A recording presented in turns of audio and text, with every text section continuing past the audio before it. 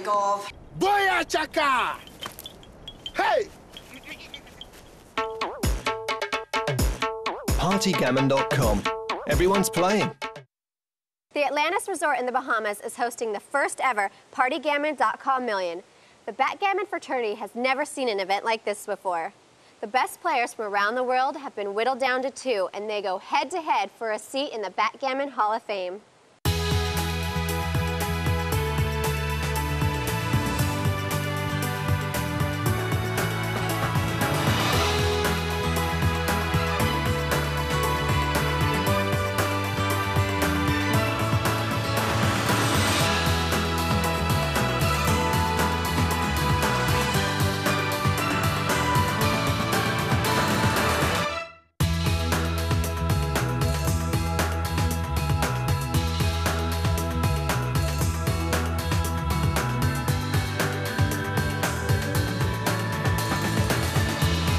Our trip to the Bahamas is nearly at its end. In just a few short hours, our 2 finalists will be rocking and rolling at the table as they battle it out for the first prize of $600,000.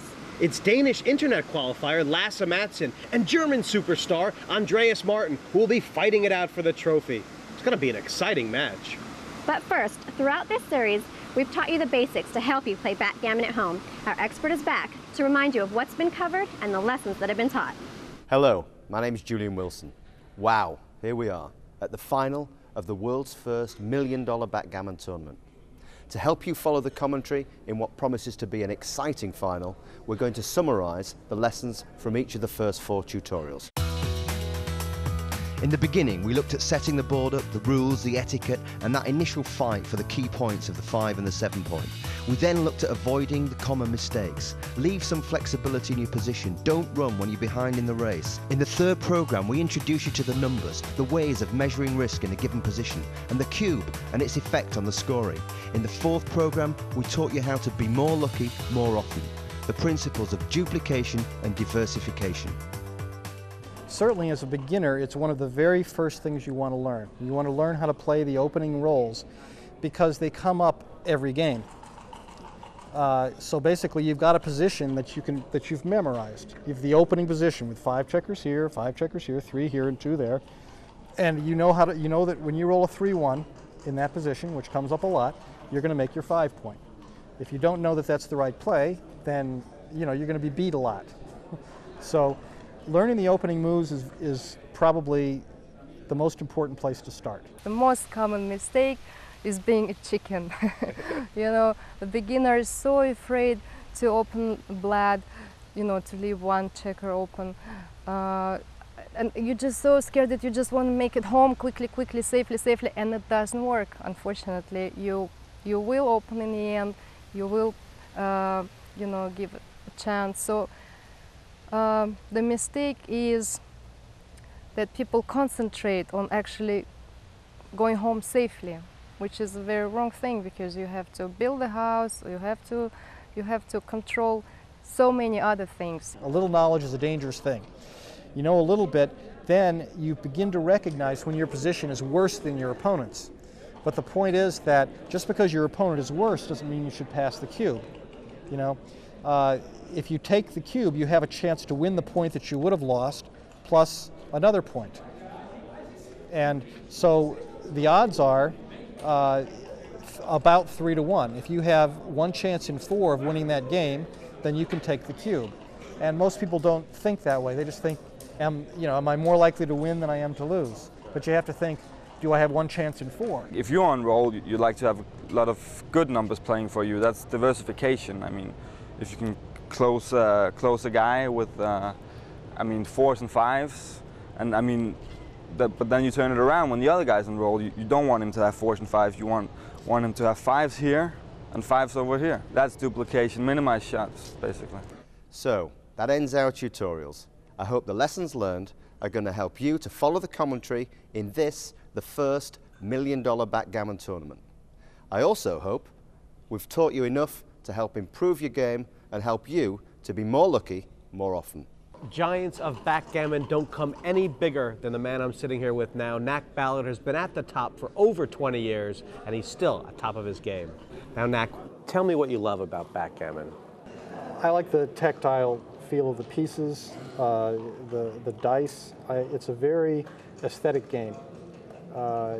It combines numbers and positional aspects of the game that no other game that I've played has. It has them in perfect balance, in a sense. I used to be a tournament Scrabble player and tournament Go player. None of them really approach backgammon in terms of a combination of luck and skill that allow everyone to really enjoy it when they play. You know, it's human nature to be conservative. I remember back in the 1970s and 1980s, you know, you looked at the match scores and it was 1-0, 1-1, 2-1, 3-1, 3-2, 3-3, all one-pointers. Right. And they would go on that for 17 points. You have very few two games.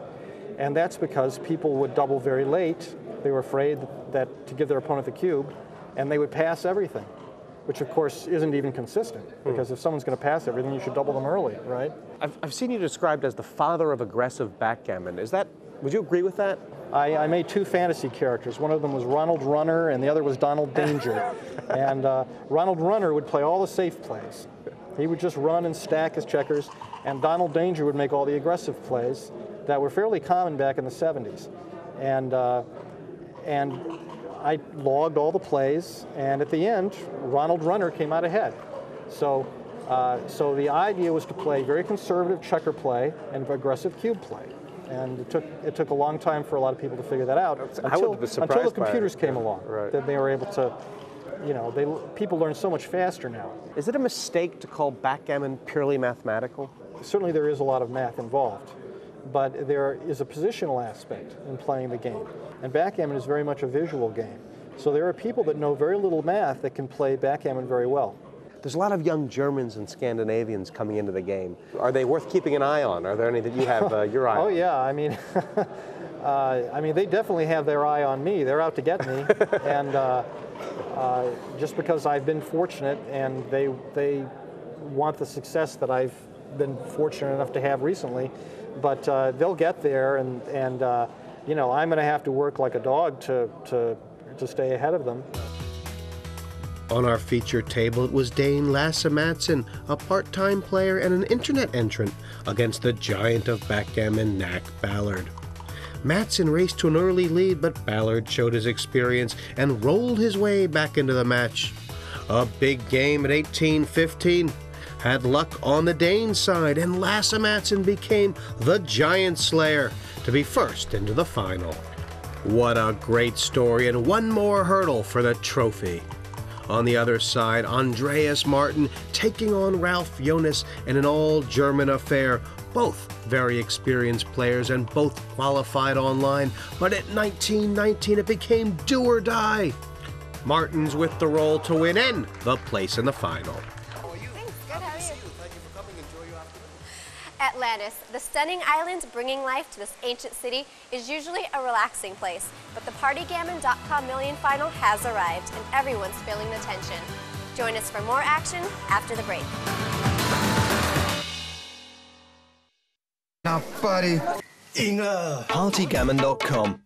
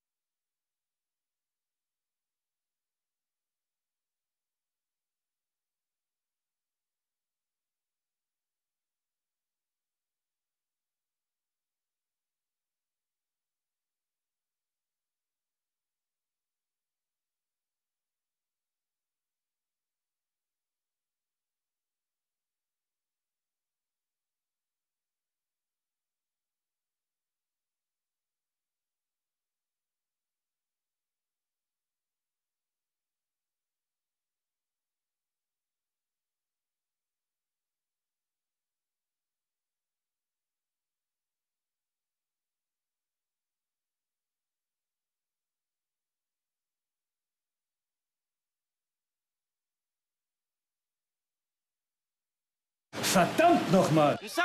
PartyGammon.com. We're here in the Bahamas with someone who is called by all accounts the father of modern backgammon, returning to the site of one of his great triumphs.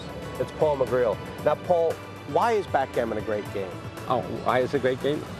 Well, I mean, I love backgammon because it's a combination, it's a beautiful blend of luck and of skill. It's a game that can be enjoyed at many different levels. I mean, you don't have to be like Chesapeake, you don't have to be a great player. You can learn the game quickly, and within an hour or two, you can be playing it, enjoying it, even beating much, much better players because of the luck element. But the skill element is very, very deep, and not so obvious, but very deep. That makes it a serious intellectual game. But it's also a game that's very fast-paced, very exciting, and it's also more of a social game than a lot of games like Chesapeake. You can play, you can talk, you can play in chouettes, you can play in bars. We're here in the Bahamas where you won the World Championships in 1978. Tell me about that. Yeah, I won the World Championship. I had a lot of other triumphs. I mean, if I can brag a little bit, I've won a lot more, much more than twice as many major titles as anybody else in the world. I won a major Pro-Am here, and I also won the World Championship here, but that was only one of my triumphs. Backgammon is a dramatic game. Where do you think the most drama lies? You have to take a lot of risks, and every roll, the games can turn around. It's a very, very exciting sport. You can't think of anything that's more exciting, which I think when you go over and see these tapes, and these games turn around and turn around again, and you never know what the outcome is going to be. It's not only intellectually challenging, but it's fascinating, and it's a very, very exciting game. So that's why, you know, if you haven't played, you should take it up, especially, you know, with these enormous amounts of money on the line here. And the game is actually very deep. The top players in the world still make many big mistakes when they play. You have to be willing to take risks to win. Just playing conservative does not hack it. You have to be willing to know it's a game of calculated risk. Okay, without going into the strategy, you can't win by sort of being conservative, and you can't win just by counting shots and playing safe. You have to take a lot of risks, and knowing when and how to take those risks is one way of thinking of what the game is sort of about. You have a few eccentricities, Paul. Why do you wear two watches? Eccentricity? No, I need this because I'm actually a conservative guy. You can believe that or not, as you wish. And you know, like when you go to the moon, they have redundant systems. So I'm so conservative that if one of the watches just happen to fail, then the other one is still going. So no matter what, I'll always know the right time. The time has come to get this game underway. Right behind me, the board is being set and our players are preparing for the match of their lives. Jesse is with them now to get a few final words before they begin. Lasse Madsen, congratulations on being in the final. Tell me how you feel right now. I feel great. It's a nice day and it's a nice final to be in. Were you able to sleep last night? Yeah, well, I didn't sleep that long, but then again, I didn't do any of the days here because of the jet lag, I think. Will stamina be an issue in a long match like this? Absolutely, yes. It's a good thing to be in good shape. What do you know about your opponent? Nothing. He's from Germany, they say, so that's it. Andreas, are you surprised to be at the final? Yeah, a little bit. So I have not much experience in the last 3 years, so I switched more to poker, so I'm a little bit surprised that I'm come to the final here, because here are many very strong players. So Backgammon is played on a board consisting of 24 narrow triangles called points. The board is divided into 4 quadrants, each player's home and outer boards. These are separated from each other by a ridge down the center called the bar. The point furthest away for one player is their 24 point, and it is also their opponent's 1 point. At the start of a game, each player has 15 checkers of his own color, 2 on his 24 point, 5 on the 13 point, 3 on the 8 point, and 5 on the 6 point. Each player uses 2 dice, a doubling cube with the numerals 2 to 64 is used to raise the stakes of the game. The object of the game is to bear all your checkers off before your opponent. They cannot start to do this until all checkers are in their home board. Let's get you up to speed on some backgammon jargon. Prime, when consecutive points are occupied by the same player blocking an opponent's men. Builder, a checker that is within 6 pips of and can be used beneficially to make a vacant or slotted point.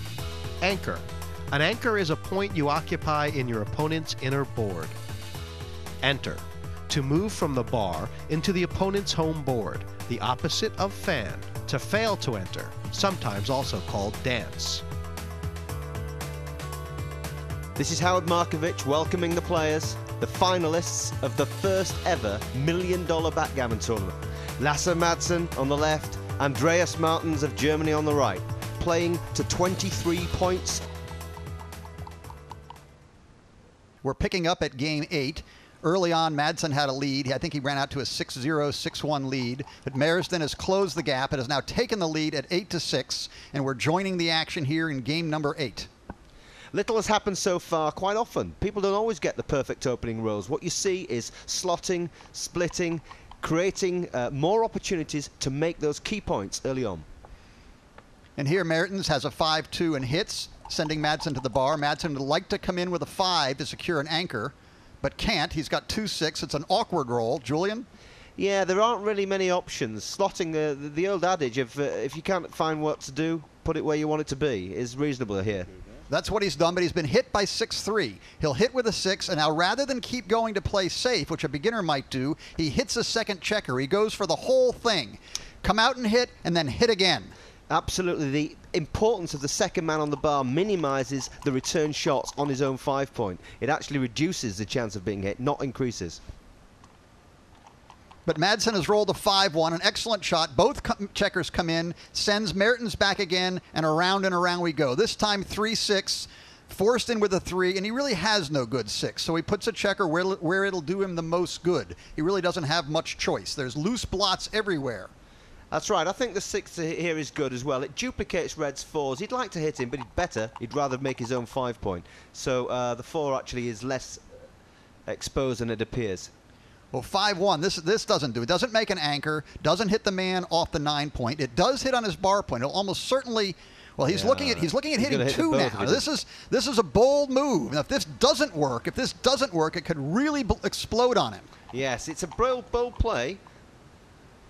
Double 3. Double 3s. Oh my goodness! Right here with $1 million on the line, he rolls his absolute best number. This is critical. So often in bigger games, a lucky double that hits and covers can turn a game around in one roll. Well, Madsen got back in with 4-1. He's got both checkers in, but is it enough? He's not going to be rolling. He's going to be Mertens has doubled. Mertens has doubled. Can he take? This is a tough take, and he didn't think for more than 7 milliseconds. Right, and then Madsen passed. So Mertens has taken the lead, 9-6. He's moving the little score card there. I really like those things. And now we're moving into game number 9, with Mertens leading 9-6. Remember, these guys are playing for $744,000. The winner will take home $600,000. The runner-up, $144,000. Both of these players qualified online. Okay, the game started in a usual sort of way. 2-1, brought a builder down and slotted. Then it was hit back with 4-2. Notice it was more important to hit than to build a 4-point, which is a standard play with 4-2. And now with 2-1 the other way, they keep hitting and hitting back again, fighting for the 5-point. This is a common theme in the early stage. Each player hitting, slotting, and fighting for those key points of 5 and 7, whilst their opponent doesn't have a strong inner board. Right, exactly. Now here, the fight is over for the time being, as Mertens comes in with a 4-2, and instead of continuing the fight on one side, secures an advanced anchor. That's his opponent's 21 point. 2 checkers on his 21 point gives him a chance to keep playing almost no matter what happens. It gives him some degree of control of the outer board. It's defensive in case he has to come in. And as you've seen now, it allows to attack that outer board from the 21 point, as Kent said. You know, back the other way with 4-1, which does, he has a choice of coming in with the 1, which leaves his checkers far back, and hitting, which is what he's looking at, and it's what he's doing. I think he could maybe have thought again. There might have been an alternate, maybe just coming in on the 21 and moving up to 23. He's been sent back to the bar. He's now looking at 3 men back. His position in the race has gone now to about trailing by about 30 pips, although the race at this stage is far less important than the position. Whoa, but he's come back with double 4s. He comes in, he builds his own 4-point, sending his opponent to the bar, spends 1 more checker to diversify his back men to try to either build an anchor or control the outfield. Just as he did with the double 3s in game 8, another fantastic double from the bar turns the game around in one move. Now, back comes Madsen with a 4-1 and slots his opponent's 5-point, and there's really no builders over there to attack it. That's a great return there from Martens. He now has his own 4-point and his opponent's 5-point. Right, Madsen now is struggling to make his opponent's 5-point, which he's done. Now this game is now secure for both players. There'll be a lot of shuffling and jockeying, try to build blocking points. It's not going to be a race for a long time, and there's not going to be any closeouts, nor you'll notice if you look around, neither side can really build a terribly good blockade. They'll be just sort of focusing with gentle moves for a while here, hoping for a break or a lucky doubles which allows them to move forward. Yes, and even though Madsen appears on the screen to have a significant lead in the race just isn't important. Those two red checkers back on the 24-point, they're going to cause trouble for Black for quite some time to come. Right, they can get in Black's way. They can also just be used to move around and buy time, as you'll see the checkers go round and round and round, waiting for something critical to happen. If you watch the graphic, I think you look at it, it's 50%, 50%. This is a very even game. The pip count means almost nothing as we wait and see either who escapes and who ends up sitting back waiting for a shot. Right now, they both have advanced anchors. They both can do sort of whatever they want. This is interesting now. Should Red abandon the 5-point, making the bar? That's what he's looking at by the look. Oh, no. He's going to stay on the 5, is he? He's going to stay on his 5-point and just move up. Yeah. Well, you don't want to make both, although we didn't have a choice there. Yeah. 5-4 for Mertens. Really not much happening here. It's a little bit dangerous. He's sort of I don't like this. I don't think he wants to put checkers in that deep. It wouldn't surprise me if he changes his mind. No, it doesn't fit in with your pretty play ideas either, does it? I just don't like the idea at this early stage of putting men voluntarily out of play. It's only in a way, since he's got an advanced anchor and he's in no danger of being primed or closed out, in a way it's better just to leave a blot, have it hit, and recirculate it and put it somewhere where it does some good. It's doing nothing sitting on the ace point right now. Yeah, what we're talking about here is that Black should be considering putting men in front of those red on Black's 5-point or Red's 20-point. Okay, double threes for Madsen. This allows him to really do about as good a job as he can of building a blockade. Now what he's got to do is he'll take the spare checker he's got on his opponent's 5-point. See, he's got 3 checkers back there. He only needs 2. Whoa, wait a minute. What's this? I was just about to say, Ken, Red now has a compelling 6-point prime. 5-point prime, but the only thing that got him out was a double 4. But no sooner as I thought it, he'd rolled it. Right, now the game has taken on a whole new complexion. Now it's a question. Now the race actually does become important. You'll notice Madsen is way behind. So now how can Madsen position his checkers to hope to get a shot? He can't really expect to win this game without hitting a shot. No, and a 5-point holding game is not a good position to be in for a shot. It's easy for Black, with the current timing, to minimize the numbers of returns. It's going to be tall for Red to recover from this position. Well, he's got a 7 shot right here, a 7 to hit and make it. Oh, he didn't roll a 7, but 2-2. Now watch what he can do with this. This is interesting. Should he abandon the 5-point now and put some pressure on those 2 black men on the 13-point? Absolutely. I think this is actually clear cut. This now gets him into what we call a classic opposing bars game. I'm not sure why they call it that, but 2 checkers, 6 away from your anchor, 6 away from it. Now it's a matter of, can anybody roll a lucky doubles to disengage? Oh, he's thinking about turning the cube. Oh, he has. So this is a cube based on the advantage in the race. Right, it's probably right to double, but it's also pretty easy to take. As you can see, you normally figure you need a little less than 25% to take, and the graphic here shows he's sitting right around 30%. So it's still a very close game. What's going to matter now is, can Mertens roll doubles to bring his checkers home before he's forced to leave a shot? Yeah, and on average, people will be expected to roll 1 double every 4 moves. And you're slightly better than the 50% chance to roll a double every 4 moves. And Black does have enough timing to do that. Well, but it's already getting a little ticklish. He's wondering how to play. He's looking at saving that 3rd checker on his 9-point so that he's not forced to leave a shot with 6-1 or 6-2, which would be the case if he'd moved it in. 6-4, now that's a big roll here for Red. Should he come all the way from the back and build the extra point there in the expectation of getting a shot and hitting? He has done. That's a 5-3 for Black now. He's still not safe to leave. He's also running out of timing. Right, now the timing clearly is in Madsen's favor. Now, he's probably going to get a shot in the next couple of rolls unless Mertens rolls a doubles. And he gets 3-1. What we're talking about here is if black rolls any 6-1 or 6-2 now, he's forced to abandon one of those points, leaving red with a direct shot. But there's one of his doubles. Oh, double aces, not bad. Significantly reducing his chance of leaving a shot. And you'll notice by the graphic what's happened. It's not so much the race, it's the chances of hitting a shot have gone way down. So you'll see Mertens is shown to be a roughly 80% favorite now. That's right, and he's now even the 6-2 plays safely now because it can be played from the 10 point, whereas previously that would have left a shot. The only bad number now is 6-1. He rolls, oh, it's the other side, double five. So this allows it, do not run, by the way. Notice he's still well behind in the race. So what he's going to do with his double fives is position his checkers to get ready to hit his shot. He's still mostly banking on hitting a shot. One of the lessons we taught in the open tutorials, if you remember, was don't run when behind. A perfect example. It looked superficially clever for red to escape black's men, but he was far too behind in the race. He needs the shot to win this game. Okay, now, even though Mertens is way ahead in the race, he now can be exposed with a whole lot of numbers will expose a shot. Now we're waiting now for Mertens to roll. Madsen's ready. Should he get a shot and hit it, he'll have an easy win. Will he leave his shot, won't he? That's one of them. Any combination of 6 or 5 with a 1, 2, 3 or 4, and that was one of them. Not only that, but the 4 has to stay back. So now there's 11 4s plus 3 1 plus double 1s plus double 2s. 15. A lot of shots, and he gets. He's got a 4-6. 6-4 with a closed out board. A perfect example of a holding game that got the shot, and his timing with his preparation of his own board was perfect.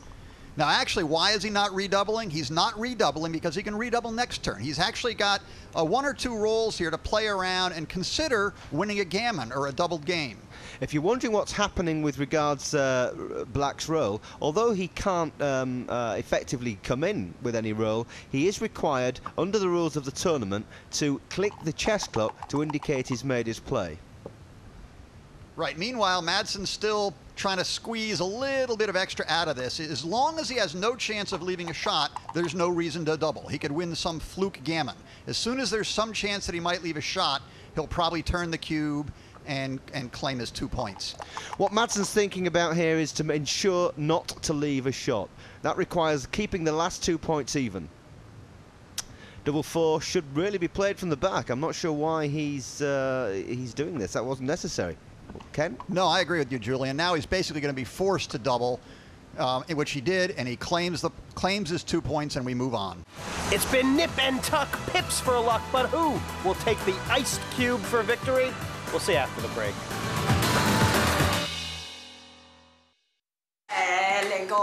PartyGammon.com.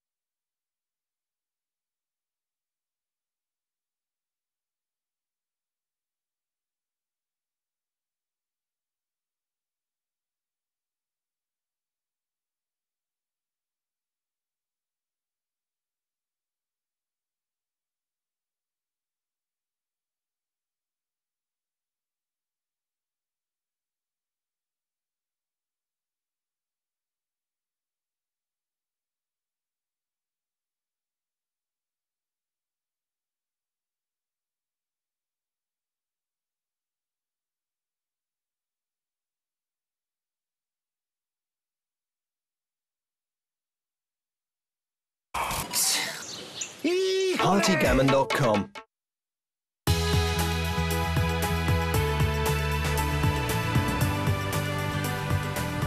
Andreas has got the Dane on the line, and he's been reeling off points right and left. But will Lasse bite back? Let's get back to the action. Game 18, the scoreline stood 11 points to Madsen, 19 to Martens. Game 19, it was 11-21 in Martens' favour. Game 20 saw Madsen claw a point back. Game 21, it was 21-14. This is where we pick things up. Well, in this game, trailing 21-14, Madsen had little to lose by doubling on the second roll of the game, and his hopes were rewarded. He managed, notice that Mertens is basically in the starting position, but with 2 men on the bar, while Madsen has built a closed board, borne off a bunch of his checkers, and is now claiming 4 points. Martens recognized he could not save a double and resigned 4 points. So things have gotten very exciting now. From a runaway match, it's now getting extraordinarily close. 21-18, playing to 23. A simple double and gammon like we just saw would actually put Madsen in the lead. So here we go on game number 22. Opening roll of 5-4 for Mertens, splits to his opponent's 5 point and brings an extra builder down from 13 to 8. And now there's a 4-2 by Madsen. This time he uses it to make his 4 point. That's pretty much standard. Double threes could have been ideal for escaping, but both threes were blocked for his backmen. He makes 2 points in his own home board. And in doing so, gains a bit of an advantage in this game. You'll notice from the graphic that it's showing him 59-41. One more little step forward, and Mertens could take charge. Yeah, Red's checkers are starting to look a little bit lonely over there on their own. Nice play with 6-5. He chose to run from the front instead of the rear. They're actually fairly close, but this is often overlooked, running with the front checker with 6-5 instead of making the traditional lover's leap with 6-5. That's right, giving himself more opportunity to make the critical point right now, which is Black's bar point, the 7 point. Now, Mertens has a pretty good advantage this game, as you can see from the graphic, and if it wasn't for his lead in the match, he might consider doubling. But leading 21-18, playing only to 23 points, Mertens going to be a little bit cautious about when he turns the cube. Madsen, on the other hand, if he's got decent gammon chances, will double early. If it mostly looks like a race, Madsen won't double until later on. Absolutely, Ken. I mean, don't forget, Martens is only 2 points away from winning $602,000. Well, here's a bold effort to get out with 6-4. If he can get away with this and not get hit, he'll be in great shape. A 2 is needed by Madsen, in which, what did he roll? It's a 6-1. He's missed that immediate blot. He's got a strong home board, but probably I think he's going to split from the back. He needs to escape. That is what he's doing. Right, he could also actually have come out with a 6, which would not have been a bad play. Either way, he's looking to try to take whatever moves he can to try to capture one of his opponent's checkers. 6-1 for Martens makes that critical 7 point, but look now how much more attractive that split from the back is.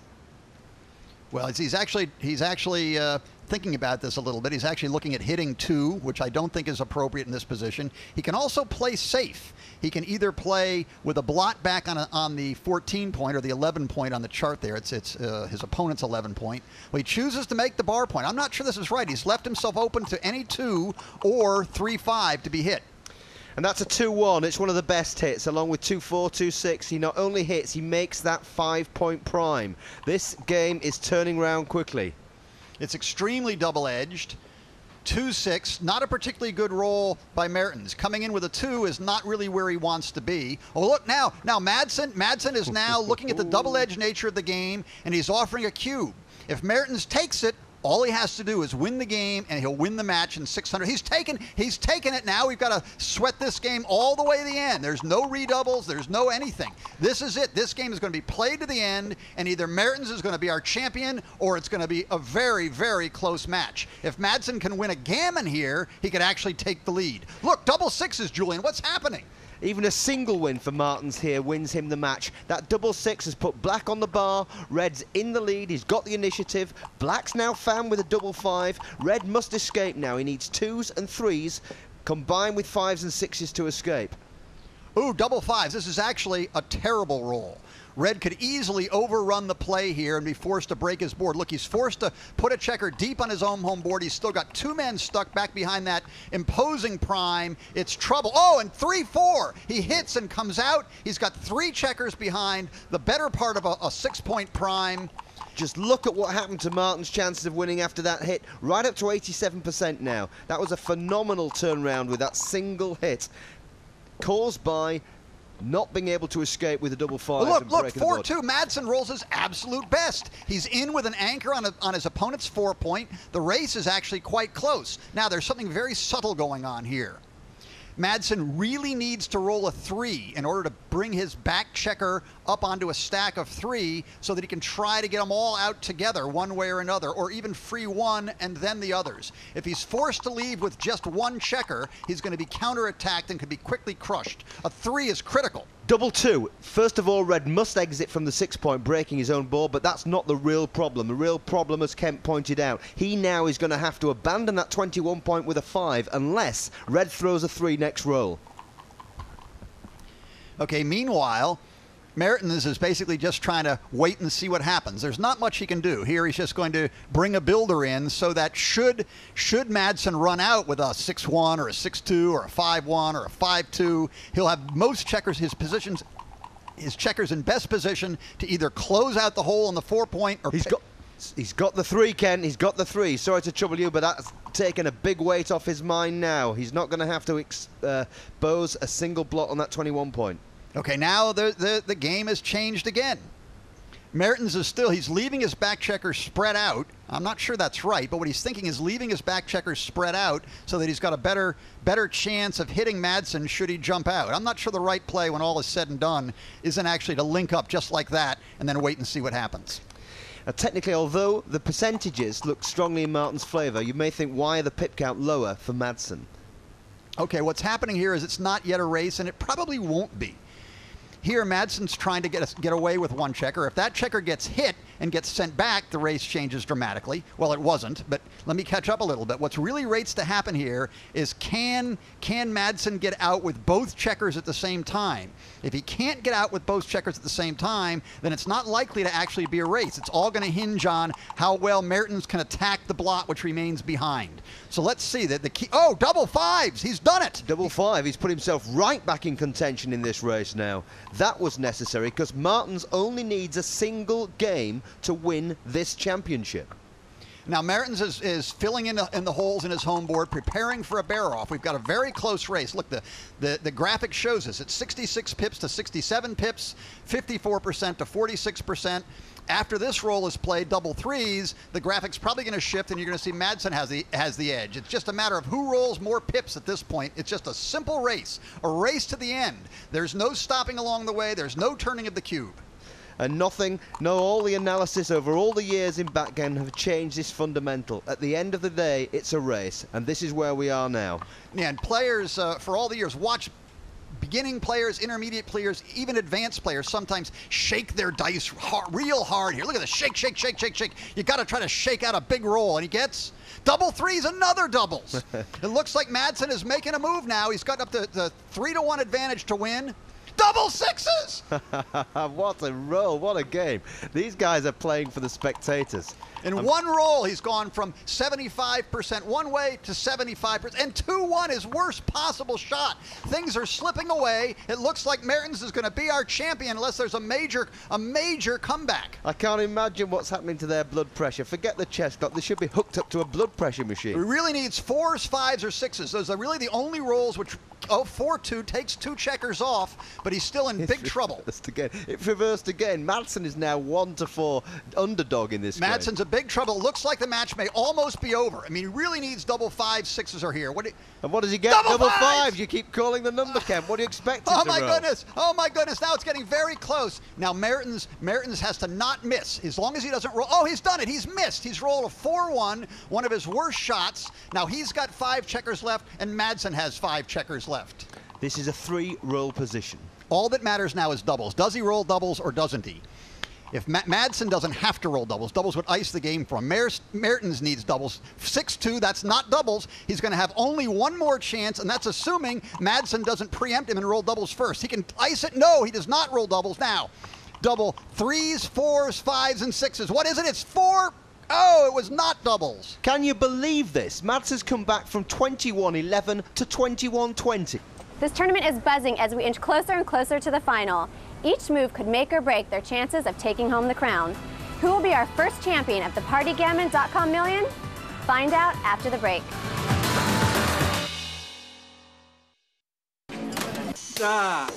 PartyGammon.com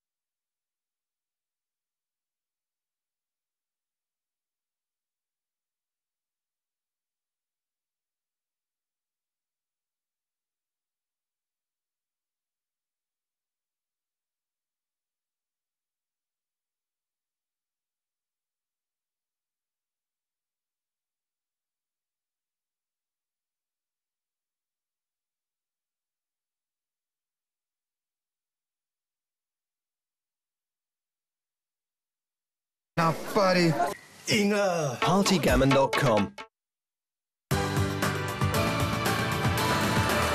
Lasse Madsen from Copenhagen, Denmark, continued his relentless fight back in this final match. From 21-11 down, we're now in the final game. It's 22 all. This is it. It's double match point. Singles, doubles, the cube, none of them matter. Whoever takes their checkers off the board first wins the PartyGammon Million.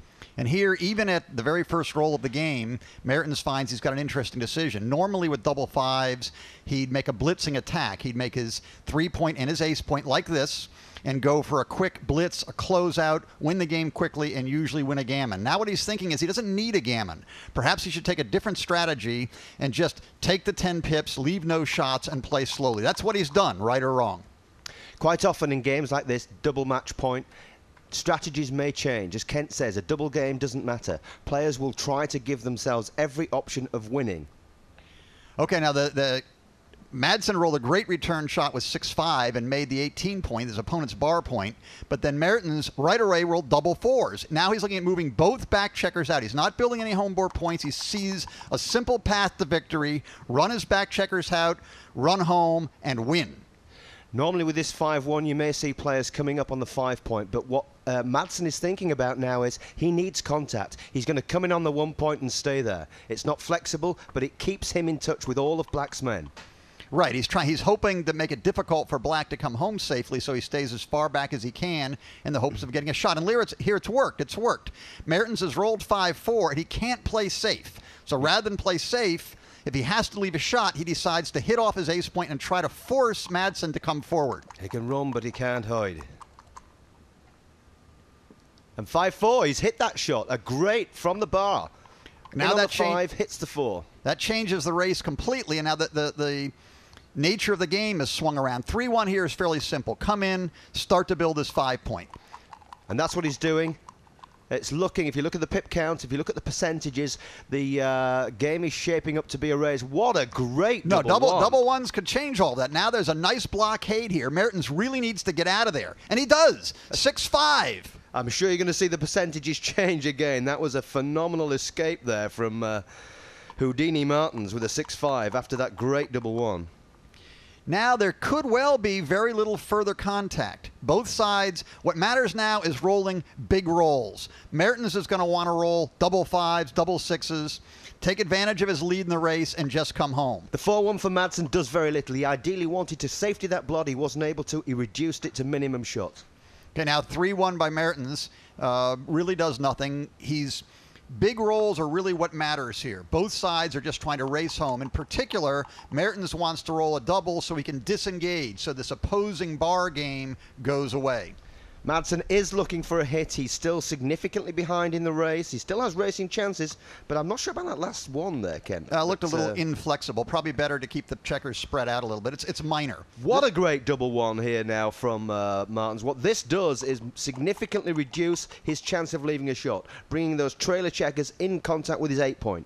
Right, that's right. Now here, 11 pips by Madsen is nice. He's got some chance of the opposing bar game presenting a shot, but mostly both sides are just trying to race home. And look at this, Julian! Another phenomenal roll here, double fold. Watch the clever play. What he's doing here is disengaging the 13 point from the 18. In other words, he's reducing, once again, Madsen's chances of getting a stray shot on that 13 point. Yeah, Madsen's not very happy here. His chances in the game, you can see from the graphic, have dropped down to about 25%. Now he really is mostly reduced to just rolling big numbers and trying to win the race. And in that vein, 6-5's not bad. This will help him a little bit. If you can't understand the graphic, just check the furrows on his brow as well. I think there was a few new grew after that double four. Now 4-1, not very many pips. He's going to want to keep the 9 point. He's not going to want to clear his 9 point because he's going to use that as a landing spot for the checkers back on his 14 point or Madsen's 11 point. You can see the 11 on the board there. That's Madsen's 11 point or Mertens' 14 point. Their composure looks pretty good if you consider these people are playing for $750,000. They both qualified online to be in this position. Now the run, okay, already he's forced to give up his more forward outside point, which is sort of bad. He wants landing places to get those checkers off the 14 point, and he just lost one of them. Now there's actually a little bit better chance that Mertens may have to leave a shot. Absolutely. Any 6-1 or 6-2 right now from Martens is going to leave a shot for Madsen. It's still looking like a race position. Madsen has racing chances, but I think the percentages reflect the hit opportunity as well. Okay, now we missed a shot there where Madsen gave up his midpoint and sort of allowed Mertens a chance to bring a back checker home, but it's left an indirect shot. It's a 7 shot. And any of the crap players will know the 6 permutations. 1 in 6 of these dice will hit that 7. It's 4-2. He's missed, and he's missed with a small number. That's going to hurt his chances. He needed to either roll a 7, which would give him a great chance to win the game, or roll big numbers. He's not very happy with this. He's probably gambling on the shot and covering, yes, which is exactly what he is doing. He still has chances here. Mertens just needs to get home safely. He's done it. He's done it. 5-4 brings the blot home safely. He's increased his lead in the race. You can see he's over 80% to win the game. Probably this is just going to be a straight race. There's a small chance that Mertens won't be able to clear his 9-point, like with 6-1 or 6-2 next turn. That's assuming Madsen doesn't roll a big number and run away. The 2-1 is one of his worst in the race, but it gives him the outside chance of making that complete prime in case he gets the shot. 3-2, not a very big roll, but it doesn't leave a shot. Neither leaves a shot nor gets those last 2 men home safely. However, Mertens' lead in the race is substantial. Madsen needs big rolls, and he needs them now. 3-1, one of his absolute worst. With the consolation of making the board in case he gets lucky this roll. There is still a 6-1 or a 6-2. Wouldn't leave a shot here. He's left it. Whoa! A 6-1. 6-1. Look at this. Look at this. An ace shot here. An ace shot here for $500,000. Look at the smile on his face. No one's ever rolled the dice in a tournament for $500,000 on one roll. What is it? It's a 6-2. He's missed. He's missed. He fought for the shot. He got it. He missed. The emotional highs and lows of this game, the adrenaline, backgammon, truly is the extreme sport of board games. There's little left now. Mertens has a big lead in the race. You can see from the graphic, Madsen is down to, well, up to 6%. He was down to 4%. Now, barring an incredible run of luck, Mertens is going to bring this home. You can watch. You'll see the chances change. 6-3 is an above-average roll. Madsen really needs double 6s here, or double 5s. He needs something very, very big to salvage this. 5-1's not going to do it. He seems to be falling further behind. It's big trouble for Madsen. He needs lots of spots, as the Americans say, and he's not getting them right now. That percentage in the bottom is showing his chance of winning this race. The match is slipping away from Madsen. This game, this match, and this tournament is nearing to an end. Oh, what a tournament it's been, too, for the whole thing to come down to one game, double match point for all the money. And we've seen the introduction of chess clocks in this tournament. I'm going to recommend we introduce heart rate monitors next time. The emotional highs and lows in a match like this, if we could plot that on a graph, it would look like a relief map of the Himalayas. The match is essentially over. The graphic shows 0%. The players will take a few more rolls just to make sure. Until their human brains can register their 0 chance, it's correct to play it out to the end. This could be it. This could be the final roll. It's not double 6s. Barring a 2-1 here, the players will... That's it. It's over. Julian, it looks like our work here is coming to an end. I wish it could go on forever, but it can't. It's been an absolute pleasure and a privilege, Kent, to work with you. I look forward to the next event. What a final and what championship play. Andreas, congratulations. Thank you. Yeah, this was really a sick game. A sick match in the end. Unbelievable. And that it all came down to just one race for all that money. Lasse, commiserations, but you must be very proud of the way you came back. Yeah, I think I did a good comeback job, yeah. What was your plan when he got down? Be aggressive? Yeah, as always. And Andreas, did you feel it slipping away from you? Yeah, I really feel. I told him, I think now he wins the match. Double match point, I'm sure he wins the match after this comeback. This tournament has been like a roller coaster ride, and after the most exciting final in backgammon history, it's time for our players to let their hair down at the gala dinner. But first, it's time to give out the trophies. Congratulations to both of our finalists. Runner-up Lasse Madsen made this a worthy final, but of course, our champion, Andreas Martin, internet qualifier, but now taking that fabulous trophy, a cool $600,000, and of course, backgammon immortality. Congratulations again, the PartyGammon Million champion, Andreas Martin. He's got some celebrating to do. Roxanne, it's really been a great tournament.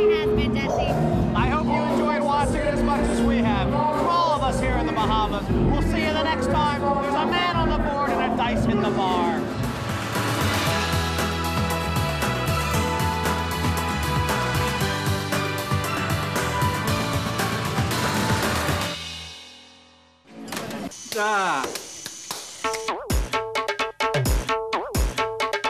PartyGammon.com. Everyone's playing.